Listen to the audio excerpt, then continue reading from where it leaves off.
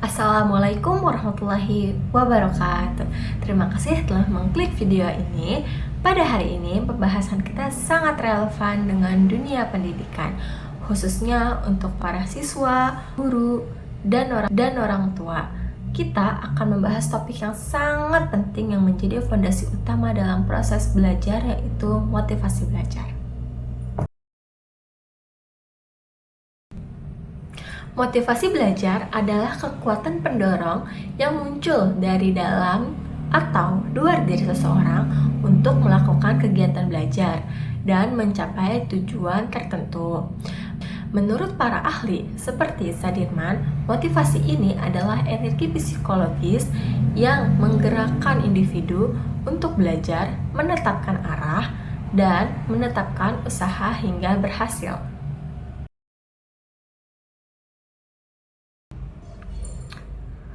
Tingkat motivasi belajar siswa di Indonesia bisa dikatakan masih beragam.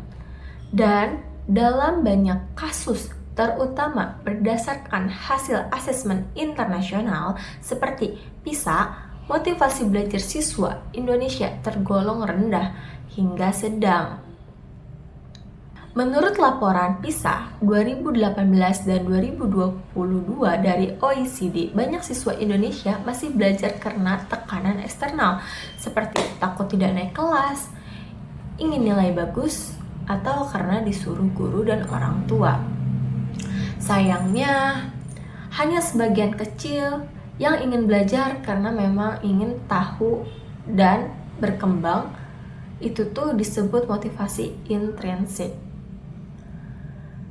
Survei dan penelitian juga menunjukkan bahwa banyak siswa merasa tidak percaya diri, kurang memiliki tujuan belajar yang jelas, dan tidak terbiasa dengan pembelajaran mandiri. Ini tentu menjadi perhatian bersama ya, karena motivasi belajar yang rendah berdampak langsung pada rendahnya prestasi akademik dan kemampuan berpikir kritis.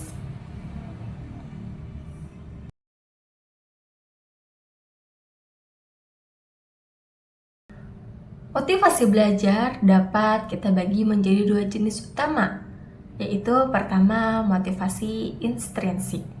Apa itu motivasi intrinsik? Pertama, motivasi intrinsik adalah dorongan yang muncul dari dalam diri siswa. Contohnya apa ya? Contohnya rasa ingin tahu, keinginan untuk sukses, atau kesenangan belajar itu sendiri. Motivasi ini biasanya lebih kuat dan tahan lama, serta menghasilkan pembelajaran yang lebih bermakna. Yang kedua, ada motivasi ekstrinsik. Motivasi ekstrinsik adalah dorongan yang berasal dari luar siswa. Contohnya, ingin mendapat nilai tinggi, hadiah, pujian, atau menghindari dari hukuman.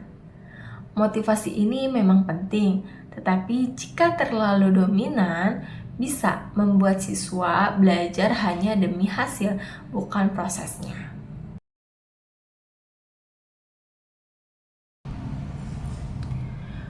Motivasi belajar adalah kunci segala bentuk keberhasilan dalam pendidikan. Kenapa ya? Satu, itu bisa meningkatkan semangat belajar. Siswa yang termotivasi akan lebih aktif, lebih fokus, dan tidak mudah menyerah. Yang kedua, bisa menumbuhkan rasa tanggung jawab. Mereka akan belajar bukan karena disuruh, tetapi karena tahu belajar itu penting. Yang ketiga, dorongan ketekunan dan daya tahan. Saat menghadapi pelajaran sulit atau kegagalan, siswa yang bermotivasi tidak mudah putus asa. Yang keempat, mengarah pada prestasi akademik yang lebih baik. Banyak studi yang menunjukkan bahwa siswa dengan motivasi tinggi cenderung memiliki nilai yang lebih tinggi, lebih percaya diri, dan lebih siap menghadapi ujian maupun kehidupan nyata. Motivasi belajar bukan sesuatu yang bisa dilihat secara langsung, tetapi bisa diukur melalui beberapa indikator.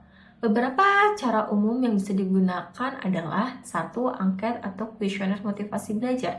Biasanya menggunakan skala Likert. Misalnya, saya ingin menjadi siswa yang berprestasi.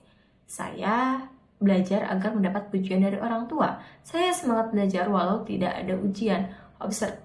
Yang kedua, ada observasi dan wawancara untuk melihat seberapa aktif dan antusias siswa dalam proses belajar.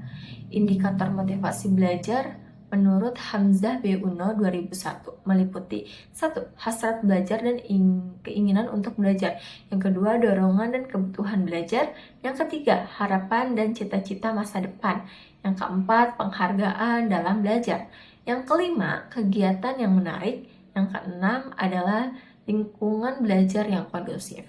Semakin banyak indikator ini yang terlihat pada siswa, semakin tinggi pula tingkat motivasi belajarnya.